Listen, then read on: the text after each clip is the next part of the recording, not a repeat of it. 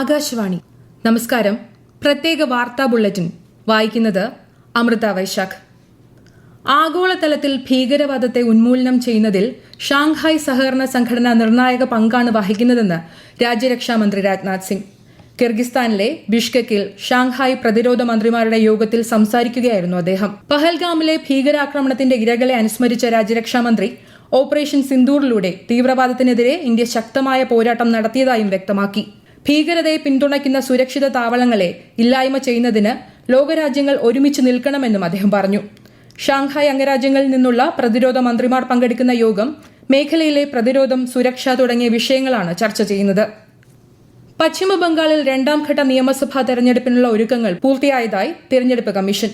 വോട്ടെടുപ്പ് നാളെ രാവിലെ 7 മണിക്ക് ആരംഭിക്കും.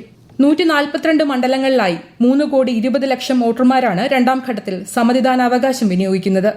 1448 സ്ഥാനാർത്ഥികൾ മത്സര രംഗത്തുണ്ട്.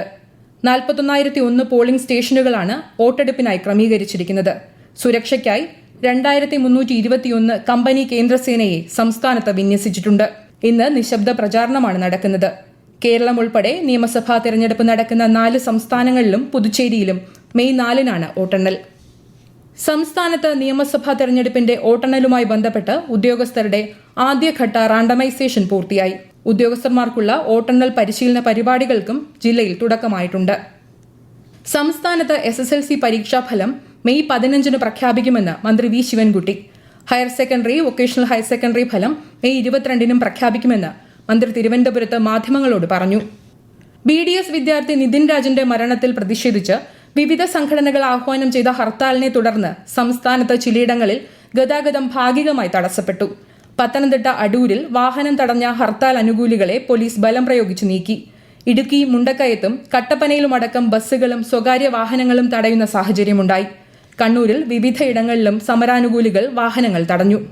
ഉഷ്ണതരംഗ മുന്നൊരുക്കങ്ങൾ ഊർജിതമാക്കണമെന്ന് സംസ്ഥാനങ്ങൾക്ക് നിർദ്ദേശം നൽകി കേന്ദ്ര ആരോഗ്യ കുടുംബക്ഷേമ മന്ത്രാലയം. രാജ്യത്തിന്റെ വിവിധ ഭാഗങ്ങളിൽ ജൂൺ വരെ സാധാരണയിൽ കൂടുതൽ ഉഷ്ണതരംഗ ദിനങ്ങൾക്ക് സാധ്യതയുണ്ടെന്ന് ആരോഗ്യ കുടുംബക്ഷേമ സെക്രട്ടറി പുണ്യ സലീല ശ്രീവാസ്തവ ചീഫ് സെക്രട്ടറിമാർക്ക് എഴുതിയ കത്തിൽ വ്യക്തമാക്കി.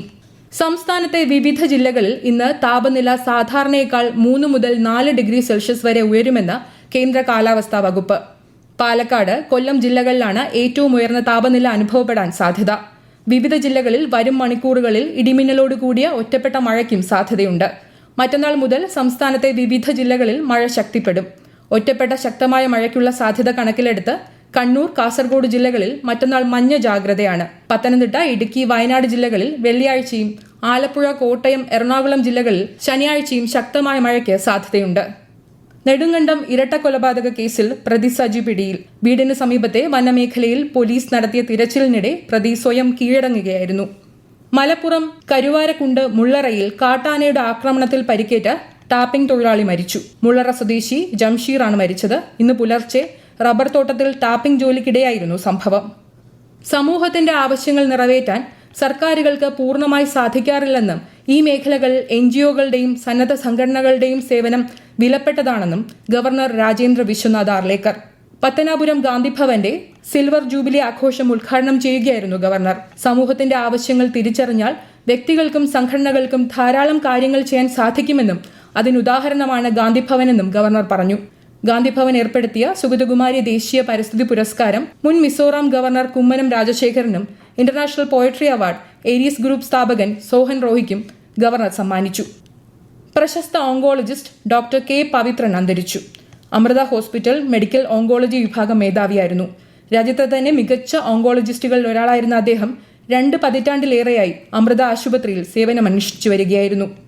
IPL ക്രിക്കറ്റിൽ ഇന്ന് പഞ്ചാബ് കിങ്സ് രാജസ്ഥാൻ റോയൽസിനെ നേരിടും. രാത്രി 7:30-ന് പഞ്ചാബിലെ ന്യൂ ചണ്ഡീഗഡിലാണ് മത്സരം. രാജ്യത്തെ ഓഹരി വിപണികളിൽ നഷ്ടം. സെൻസെക്സ് 294 പോയിന്റ് താഴ്ന്ന് 77,009-ലും നിഫ്റ്റി 52 പോയിന്റ് നഷ്ടത്തിൽ 24,040-ലും വ്യാപാരം തുടരുന്നു.